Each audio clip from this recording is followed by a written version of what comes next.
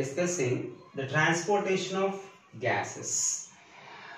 After the oxygen enter the blood capillaries or the blood, and how the blood can carry that oxygen and supplies to the tissues or each and every cell of the body. That is what transportation of gases from blood to tissues. In previous class we discussed that how the blood can diffuses from alveoli to blood. Now the oxygen present in the blood and how this blood can carry this oxygen and supply to the tissues or each and every cell of the body. And see that here, when oxygen present in the alveoli diffuses into the blood, blood in the sense of what kind of material is blood? It is a fluid or liquid connective tissue of the body, right? Fluid connective tissue of the body. This fluid connective tissue of the body blood containing a important component or a pigment is called hemoglobin. Hemoglobin is an important component here. Hemoglobin is present in the blood, which can carry the oxygen which is provided by the alveoli or present in the alveoli. The oxygen present in the alveoli diffuses into the blood. In the blood, hemoglobin can carry the oxygen. When oxygen combines with hemoglobin, it's called oxyhemoglobin.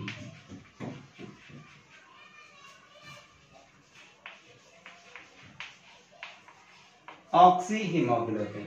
When oxygen combines with hemoglobin, it is called oxyhemoglobin. Right? This oxyhemoglobin carries the oxygen to the tissues.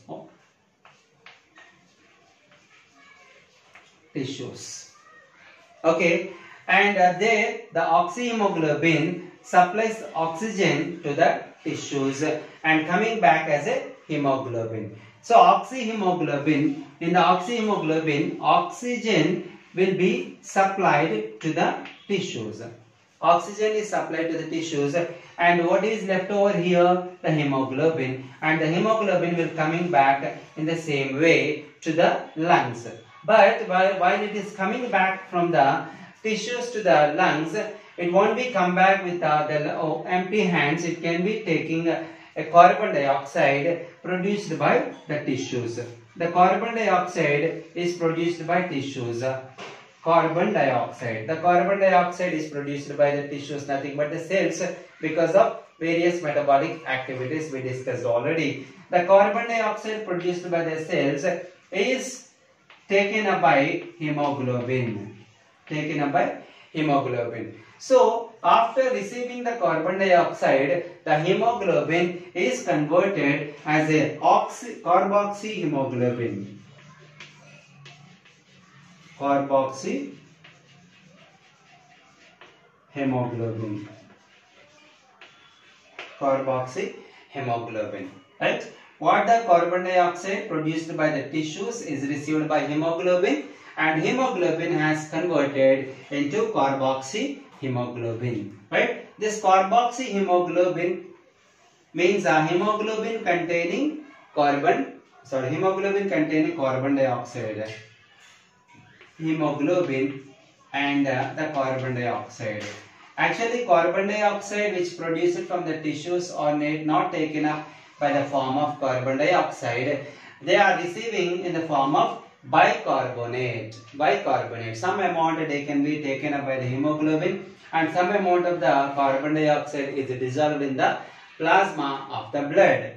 Right? This hemoglobin containing bicarbonate or the carbon dioxide leaves the alveoli. This bicarbonate leaves the alveoli, and hemoglobin will be left over here, and again the cyclic process will continues. Right?